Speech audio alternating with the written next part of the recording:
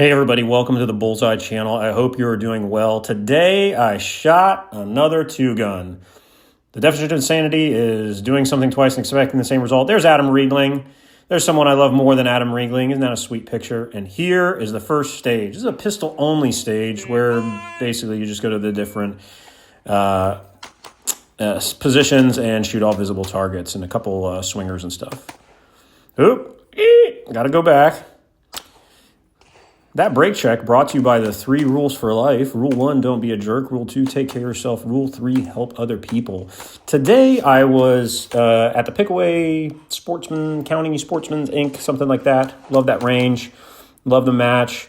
And today I was using my Accuracy X double stack 1911.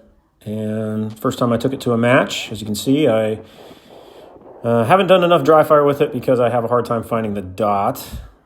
Ooh, go back, get it. And you haven't seen it yet, but there's a rifle on this stage. And that rifle is the M4A1 14.5 with a pinned flash hider to get it to 16 inches because length matters. And I love that rifle. You know what else I like? This guy. I don't know who this guy is. He was in my squad, wearing his overalls and his John Deere hat and just plugging targets with his Ruger 9mm PC9, whatever they're calling this. Even has a cool sticker, so you know that that guy has a sense of humor. But I just want to see more of this. This is like those old ads, Real American Hero. That guy was an American hero. This stage incorporates both rifle and pistol. And the cameraman didn't feel like they should zoom. I'm sure they'll figure that out here. Thank you very much. And basically what you had to do is you had to run down. You had to pick one of the stars. I picked this one. Did pretty well. Then you, high-value shot. So you just shoot one shot. It's basically just to clear the gun. And then you grab this 35-pound kettlebell. This is a good CFT training. And if you're me, you sort of daintily jog back here. Then you load your big pistol. I love this rifle, by the way. And you got to make 2 shots. If you're shooting a battle rifle, you only have to make 1 shot. If you're shooting a PCC, you had to shoot 3. I thought that was kind of a cool thing. And you got to shoot your targets. And then you put it on safe. You didn't have to. A lot of people shot that standing. And you put it in a safe direction. And you dun dun dun dun dun dun dun. Dun, dun, dun, dun, dun, dun, all the way to the other end. You drop that kettlebell. You don't want that kettlebell anymore. You get your pistola out, load it up, and you take this Texas Star.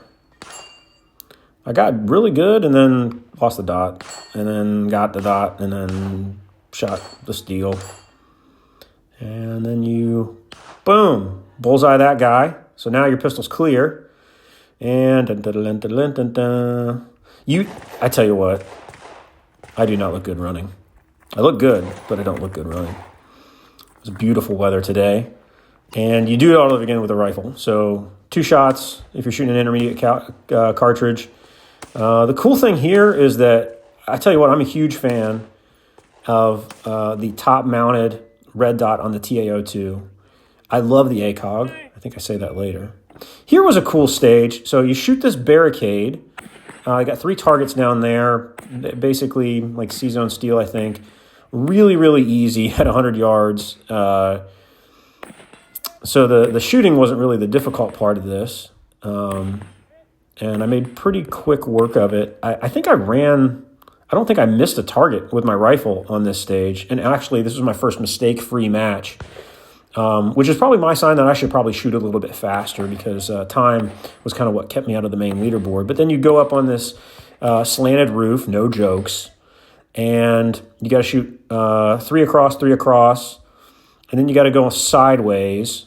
And I had a real hard time here, so I collapsed. What I ended up doing was collapsed the buttstock, pretending that being behind cover doesn't matter, which in this stage it really didn't, and kind of just lay the rifle 90 degrees offset across my arm For those who don't know, when you do that, you want to aim high and towards your magazine. So if you're in the position I was, you're putting your reticle on the upper right shoulder of that steel down there at the bottom. Then you go to the top of this wall, and if you're me, you kind of like stretch your body out because it was a little too tall. Probably should have taken the out. Then you drop your mag, high value shot. That creates a clear rifle. And then you got to just mosey on down there. And here was the trick. This was one of those spinning steel. You could either take 2 shots bottom, 2 shots top, and then you'd be done. Or you can use as much ammo as you want to try and spin it. I'd never done this. And if you did that, you got 60 seconds off. So really, if you could get it done in 59 seconds or better, it ended up being advantageous. And I think I could get a lot better at this. And probably get it in one magazine, but I ended up having to change my mag. There we go. And does he get it? Does he get it? No, not on that one. Oh, he's going to get this next one now. And she goes. So that was pretty great. But here's someone who's better than me. This is Moishe Applebomb, and he's rocking an LMT in 6.5 Creedmoor. What a beefy rifle for a beefy hunk of man. Got some cool shots. Whoever this camera guy was, I'll bet he has a great personality. And I think he won battle rifle division at this match. But boy, I had never sort of seen the 6.5 Creedmoor in action on a AR pattern rifle, and just plugging targets. So he's got to get this like 13-pound rifle down underneath a 90-degree offset. I like how he went there and he tried his red dot. Red dot wasn't working. He went immediately to the magnified optic. And, well, cameraman not doing so good right here. The cameraman was me, by the way. Because I was watching his targets, and I was like, oh, I should probably watch him. And really just, did a great job. Takes his high value here. And probably takes a little bit too much time on it. That's the only amount of criticism I would gander. And then his cameraman wasn't going to run all the way down there because he had to go after him. He does it. Grabs his CZ, and I think he spins it. I can't remember. Oh, yeah, he does. Yeah. With this thing, I guess the whole idea is like you had to get its momentum. All right, here is the last stage. I got the hat cam on this one too. My hat cam kind of went out midday. This is the first one we shot in the morning. And basically you've got 5 positions. You got 4 targets down there. And you have to shoot each target as many times as, is dictated by whatever sort of like class of rifle you're shooting. So for me, it was 2.